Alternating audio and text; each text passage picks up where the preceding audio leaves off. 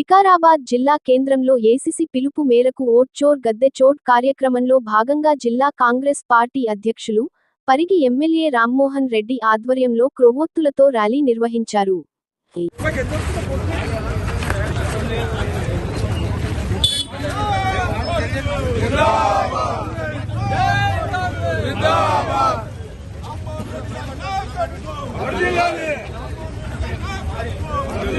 వంచి దొంగదారిలో రాజ్యం వెళ్తుందన్న విషయాన్ని మన నాయకుడు రాహుల్ గాంధీ గారు ఒక పవర్ పాయింట్ ప్రజెంటేషన్ బెంగళూరులో ఇచ్చి ప్రజలకు, దేశంలో ఉన్నటువంటి ప్రజలకందరికీ కూడా అవగాహన కల్పించాడు.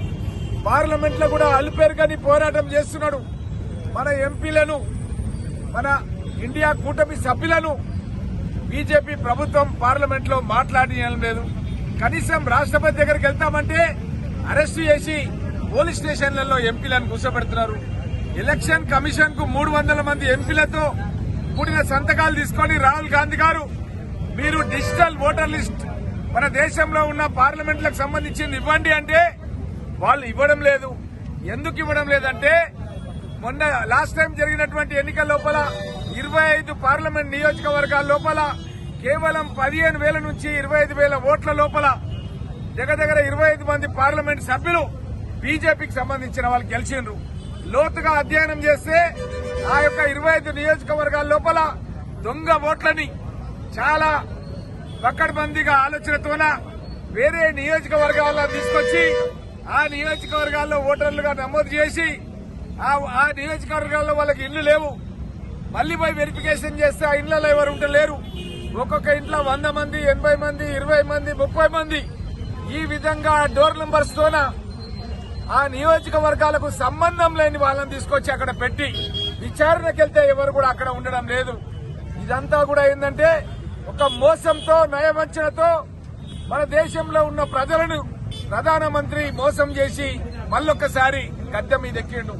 ఆ గద్దె మీద నుంచి దించడానికే ఈరోజు రాహుల్ గాంధీ గారు దేశవ్యాప్తంగా ప్రతి జిల్లా కేంద్రం లోపల కొవ్వొత్తుల ర్యాలీతో మేము స్టార్ట్ చేస్తున్నాం. ఇది కేవలం ప్రారంభం మాత్రమే. ఇంకా మునుముందు దీన్ని తీవ్రతరం చేస్తాం.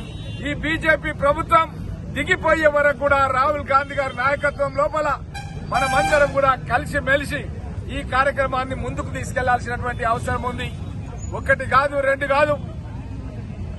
గతంలో మనకు మిత్రకూటమైనటువంటి ఇప్పుడు ఆంధ్రప్రదేశ్ లో ఉన్నటువంటి టీడీపీ గాని, అదేవిధంగా నితీష్ కుమార్ గారు బీహార్ లో గాని గతం లోపల మనకు 18 ఎన్నికల లోపల మనతో పాటే ఉన్నారు. వాళ్ళని ఏదో విధంగా బ్లాక్ మెయిల్ చేసి వాళ్ళని లోపరుచుకొని వాళ్ళ ద్వారా ఈరోజు ప్రభుత్వాన్ని అక్కడ ఏర్పాటు చేసిండ్రు. నిజంగా వాళ్ళు మనతో కనుక ఉండింటే ఈ రోజు రాహుల్ గాంధీ గారు ప్రధానమంత్రి అవుతుంది. ఈ విధంగా తను ఓటర్లనే కాదు ప్రతిపక్ష పార్టీలను కూడా బెదిరించి బ్లాక్ మెయిల్ చేసి తన దారికి తీసుకొచ్చి దొడ్డిదారిన అధికారం వెళ్లమన్నది మనం చూస్తున్నాం.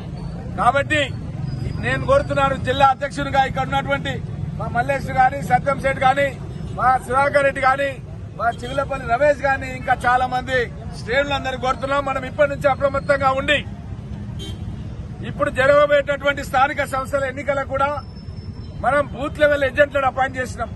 ప్రతి బూత్ లో కూడా బూత్ లెవెల్ ఏజెంట్లను అప్లై చేసినాం.